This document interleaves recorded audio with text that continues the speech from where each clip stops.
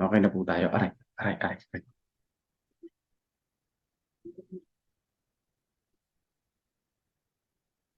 Good morning sa inyo pong lahat mga kapatid. Ngayon ay August 27 na. Napakabilis ng panahon, nagtutumulin September na. Sa susunod na araw, ayan ha, bare months na no, mga kapatid. Tignan nyo po, 27. August 27 na. So ang ating pag-aaral ngayon ay tungkol sa kasiglahan para sa mga nagkakamali. Aba, meron palang ganun ano? Nagkamali ka na, pwede ka pa rin maging masigla. Diba? Yan ay sa tulong ng ating Panginoon. Dito po sa ating discipleship ministry, tatanggap tayo ng kapangyarihan. Ang ating pinaka-sentro ng pag-aaral ngayon ay sa 1 John 1 verses 5 to 7. Tayo po ay manalangin. Mapagpalang Diyos na siyang aming tagapagligtas, nagbibigay ng karunungan. Aming pong dalangin, O Diyos, ang aming pag-aaral ngayon, ang aming isipan, ang puso namin na kami po'y mag-focus sa pag-aaral na ito at amin pong madama ang kasiglahan sa panahon na kami nagkakamali. Salamat po o Diyos sa kapatawaran ng aming kasalanan. Ito po ang aming dalangin sa banal na pangalan ni Jesus. Amen. So ang sabi po sa ating verse ngayong umaga, at ito ang mensahe na aming narinig sa Kanya at sa inyo'y aming ipinahayag. Ano daw po yun? Na ang Diyos ay liwanag at sa Kanya'y walang anumang kadiliman. Yan ang narinig nila kay Jesus. Kung sinasabi natin tayo may pakikisama sa Kanya at tayo lumalakad sa kadiliman, nagsisinungaling tayo at hindi natin ginagawa ang katotohanan. Ngunit kung tayo lumalakad sa liwanag, na tulad niya na nasa liwanag, may pakikisama tayo sa isa't isa. At ang dugo ni Jesus sa kanyang anak ang lumilinis sa atin sa lahat ng kasalanan. So sabi po dito mga kapatid, ang Diyos ay liwanag. Kung ang Diyos ay liwanag at tayo nananampalataya sa Kanya, dapat ay hindi tayo lumalakad sa kadiliman o sa kamalian o sa mga pagkakasala, kundi sa liwanag. Yan. Ang naglilinis sa atin walang iba kundi si Jesus Christ, nagpapatawad sa ating mga pagkakasala. At dito po mga kapatid, ano yung kasiglahan ng mga nagkakamali? Ang kasiglahan po ng nagkakamali ay walang iba kundi ang ating pong Panginoong Diyos, yung pong kapatawaran na galing sa ating tagapagligtas. Yan po ang kasiglahan ng nagkakamali. Bakit? Dahil sa panahon na tayo nagkakamali, meron tayong malalapitan, meron tayong mahihingan ng tawad at makakasiguro tayo na tayo ay pinatawad, inuwid tayo, nilinis tayo, kinakalinga tayo. Yan. Sabi po dito sa ating pong devotional, sa loob ng kalahating siglo ay naging mensahero ako ng Panginoon. Yan sabi ni Miss White, yung kanyang testimony. At habang nabubuhay ako ay magpapatuloy akong pasanin ang mga mensaheng ibinigay sa akin ng Diyos para sa kanyang bayan. So tayo ba, ilang taon na tayong nabubuhay? Nawa yung ating pagtatalaga sa pagmi-ministry ay gayon na lamang mga kapatid, no? Sabi pa dito, hindi ko kinukuha ang kalwalatian para sa aking sarili. Sa aking kabataan ay ginawa ako ng Panginoon na kanyang mensahero para ipahayag sa kanyang bayan ang mga patutuong nagpapalakas, mga babala at sumbat. So ano po yung mga mensaheng ipinagkaloob sa kanya noong siya, lalo na noong siya kabataan pa, mga babala at sumbat. Ibig sabihin, babala na dapat ito ang gawin. Kung hindi, ganito ang mangyari. Sumbat sa mga nagkasala. Na nagkasala, kailangan na lumapit sa ating pong Panginoong Diyos at humingi ng tawad. Sabi dito, sa loob ng 6 na pong mga taon ay may paikipag-unayan ako sa makalangit na mga mensahero. At patuloy akong natututo patungkol sa makadiyos na mga bagay at patungkol sa daan kung saan ay patuloy na gumagawa para magdala ng kaluluwa mula sa kamalian ng kanilang mga daan tungo sa liwanag, ang liwanag ng Diyos. So yun yung purpose mga kapatid. Mula sa kamalian tungo sa liwanag. So yun 6 na pong taon. 6 na pong taon. So ibig sabihin mga kapatid, for 60 years na siya nagmi-ministry mga kapatid, ano? Ibig sabihin, mga kapatid ko, gano'n siya katagal na nagmi-ministry. So tayo rin, mga kapatid ko, gaano na din tayo katagal na nagmi-ministry. At ilang kaluluwa na yung nadala natin sa paanan ng Panginoon. Napakaganda at napakasaya na balikan na tayo ay naglilingkod sa ating Panginoong Diyos na mahusay. Yan, no? Naglilingkod tayo sa ating Panginoong Diyos ng napakatagal na. Naglilingkod tayo sa ating Panginoon na talagang idinedicate natin yung ating buong buhay. Na kapag tayo tumanda na, katulad dito ni Mrs. Ellen G. White, ay kanyang inisa-isa at binalikan yung paglilingkod niya sa Panginoong Diyos. She is very satisfied, no? Na talagang nakapaglingkod sa Panginoon, maraming mga kaluluwa ang nailapit sa paanan ng ating Panginoong Diyos. At para sa bawat isa sa atin, iyon ay pinakamalaking achievements kung ating magagawa yun consistently. Na ngayon, mula ngayon na tayo naglilingkod sa ating Panginoong Diyos, na kapag ka tayo ay mamamahinga na, ano, masasabi natin, salamat Panginoon sa paggabay nyo. Salamat Panginoon sapagkat ako'y inyong ginawang ginamit na instrumento para yung mga kaluluwa na ito ay mailapit sa Panginoon. Pero sabi dito ni Mrs. White, hindi niya kinukuha yung kalwalatian para sa kanyang sarili, kundi kalwalatian iyon ay para sa ating Panginoong Diyos. So sabi dito, maraming kaluluwa ang natulungan dahil naniwala silang ang mga mensaheng ibinigay sa akin ay ipinadala dahil sa kaawaan para sa mga nagkakamali. Na makita ko yung mga nangangailangan ng ibang antas ng karanasang Kristiyano, ay sinabi ko ang gayon sa kanila para sa kanilang kalukuyang at walang hanggang ikabubuti. So yun yung mensahe, mga kapatid, no? Yung mga nagkakamali, inaalalayan. So kaya tayo sa ating pong church, no, number 1 na ating binibigyan ng kalinga, no, binibigyan ng comfort yung mga taong parang walang direksyon ng kanilang buhay, na marami silang mga ginawang mga kasalanan. Kailangan maibahagi natin sa kanila na mayroon pang pag-asa sa buhay. Habang nabubuhay, mayroon pang pag-asa, may kapatawaran pa sa pagkakasala. Yung iba kasi parang hopeless na. At sa mga kapatiran naman, sa mga iba naman mga Kristiyano, kung tayo naman ay makalait, minsan na, uy, makasalanan ito, wala na itong pag-asa, patapon na buhay nito. Hindi, mga kapatid, hindi pa patapon na buhay ng isang tao na yun. May pag-asa pa siya, no, habang siya nabubuhay. Pwede niya pang makilala ang Panginoong Diyos. Bakit na ikaw nakakakita na may taong nagkakasala, may taong nagkakamali, may taong naglugmok sa pagkakasala na ito? Ano ang ginagawa natin? Dapat na babigyan natin siya ng babala. Yun eh. Babigyan natin siya ng babala at sumbat na siya'y nagkamali at kailangan niya ang ating Panginoon. Dahil kung hindi, mabubulok siya sa ganung pagkakasala at hindi na siya maliligtas. Di ba?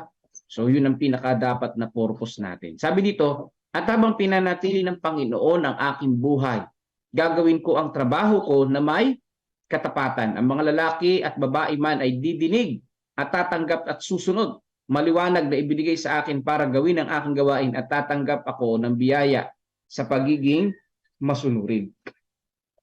So dito po, mga kapatid, ano, ginawa niya bilang babae ito, di ba? Ito si Mrs. White, babae. Pero ginawa niya yung kanyang trabaho na ipakilala si Jesus Christ. So ano ang ating pinaka-purpose sa buhay na ito?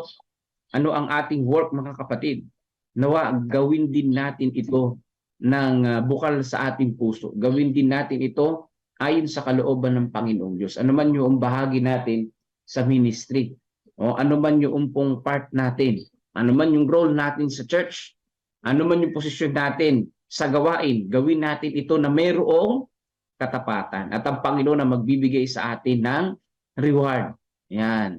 Sa pagiging masunuri natin o sa pagiging tapat natin sa ating tagapagligtas. Dahil siya naman ang nakakakita ng ating pong mga ginagawa, di ba? Siya naman ang nakakita ng ating mga ministries. Siya naman ang nakakakita kung paano tayo naglingkod sa ating Panginoong Diyos. Kami hindi namin nakikita paano kayo naglilingkod.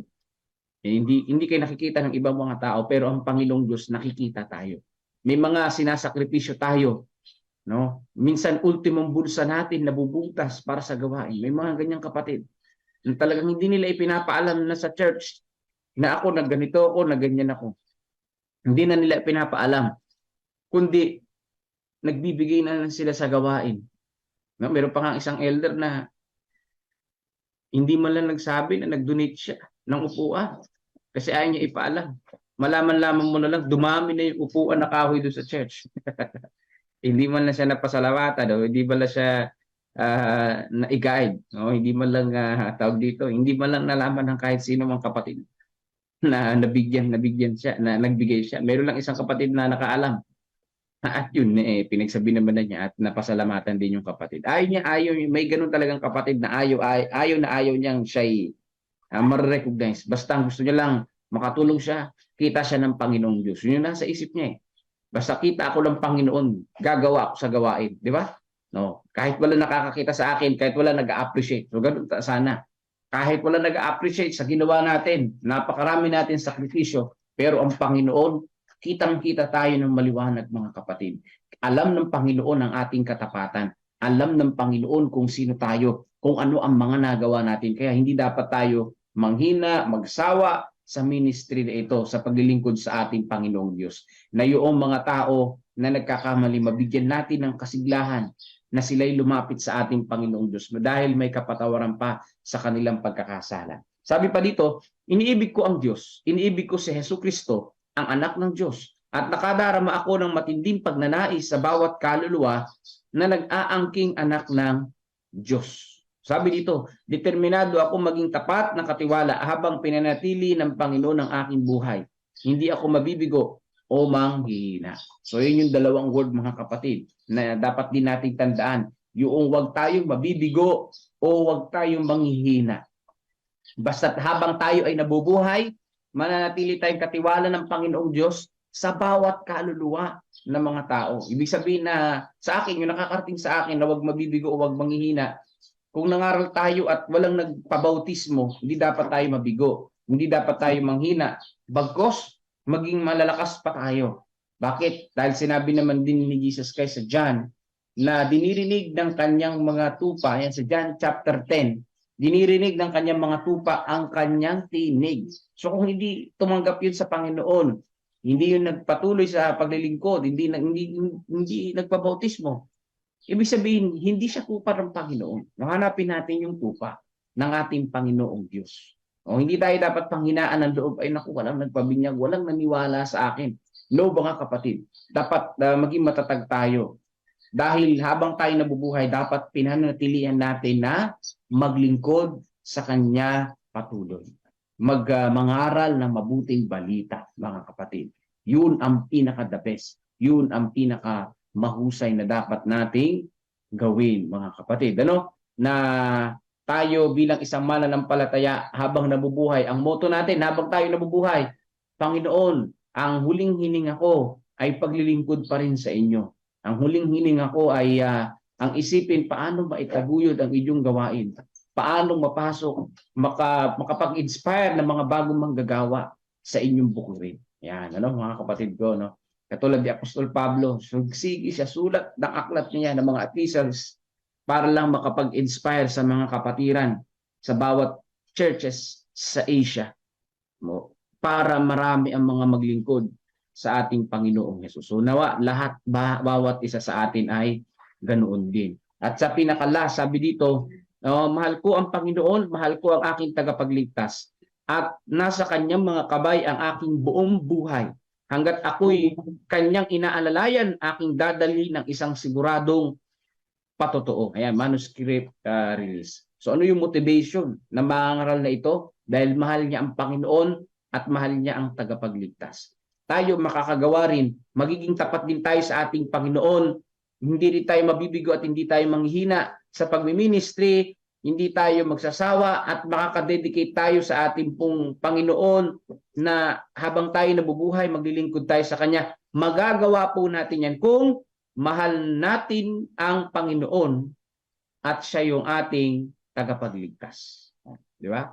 Kasi kung mahal mo ang Panginoon, mahal natin ang tagapagligtas, mahal natin ang Panginoong Diyos, madali lang yung apat na word na nabanggit, mga kapatid. No? Madali lang magtapat sa Panginoong Diyos kung mahal natin ang ating pong Panginoong Diyos. Di ba? Katulad sa asawa, madali kang magtapat sa asawa mo kung mahal mo siya. Pero kung hindi mo mahal ang tao na yun, paano ka magtatapat? Di ba? No? Paanong sasabihin mo, buong buhay ko, ialay ko para maglingkod sa iyo? Hindi mo magagawa yun kung unless na lang mahal mo ang isang tao na yun.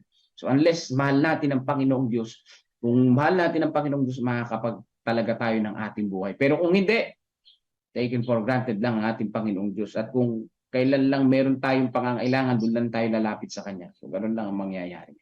Kaya po mga kapatid ko, ay patuloy natin pagbulay-bulayan ang mga salita na ito. At sabi dito sa 1 John 1:5-7, at ito ang mensahe na aming narinig sa Kanya at sa inyo'y aming ipinahayag na ang Diyos ay liwanag at sa Kanya'y walang anumang kadiliman. Kung sinasabi natin tayo may pakikisama sa Kanya at tayo lumalakad sa kadiliman, nagsisinungaling tayo at hindi natin ginagawa ang katotohanan. Ngunit kung tayo'y lumalakad sa liwanag na tulad niya, na nasa liwanag, may pakikisama tayo sa isa't isa at ang dugo ni Jesus na Kanyang anak ang lumilinis sa atin sa lahat ng kasalanan. Ayan, mga kapatid ko, no, na ibig sabihin sa akin ito, nakakarating na malawak yun yung lumalakad sa liwanag. Isa na doon sa paglawakad sa liwanag ay ang maging tapat sa Diyos.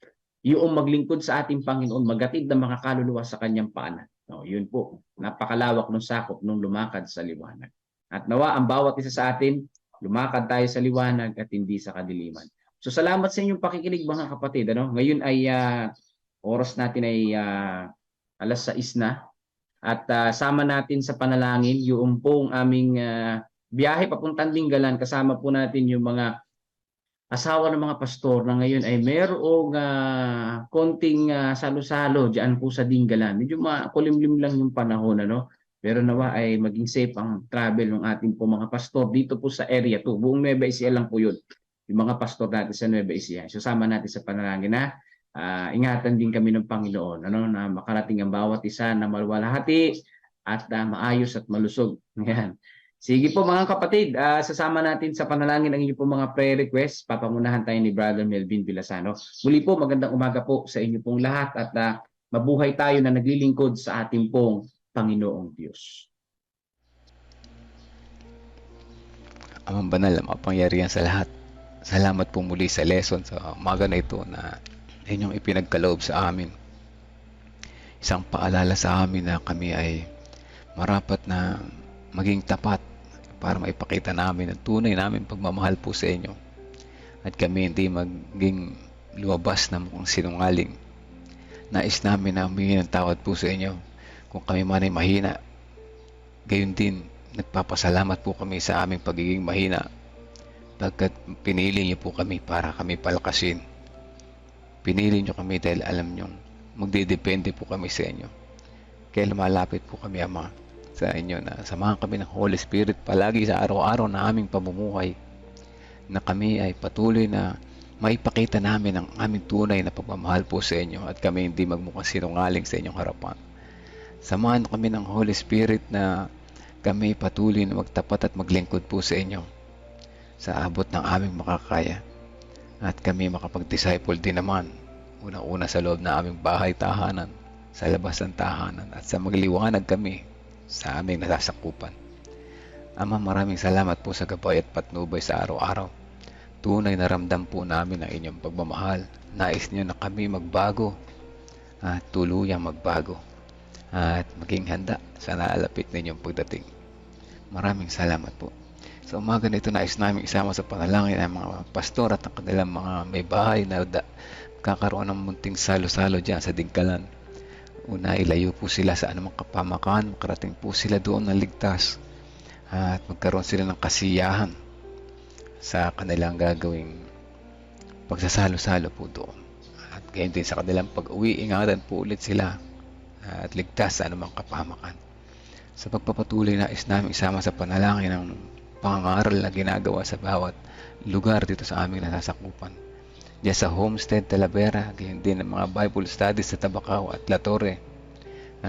Gayon din gabayan nawa ang mga nangunguna rito, lalong partikular sina Brother Roy at Sister Name Rivera sa kanilang kasiglahan. Samahan ang kanilang pangangaral, paggawa sa bawat araw. Pawang kalusugan lang ay sapat na po para sa kanila. Malusog na pangatawan para makapagpatuloy sila sa kanilang gawain. At gayon din ipagkaloob dinawa ang kanilang mga pangailangan. Gabayan dinawa ang kanilang mga hanap buhay upang sila ay maging sapat ang kanilang mga pangailangan. Gayon din makatulong, maging pagpapala sa iba. Patuloy din namin sinasama sa panalangin ang iba pang mga pangaral dito sa aming nasakupan, sa west, sa south, at ibang mga lugar dito sa area to. At naway patuloy na maging daluyan kami ng mabuting pabalita tungkol sa inyong pabutihan at pagmamahal. Ganyan din sa pagpapatuloy nais namin isama sa panalangin ng mga kapatiran na naghahanap ng trabaho sa ngayon.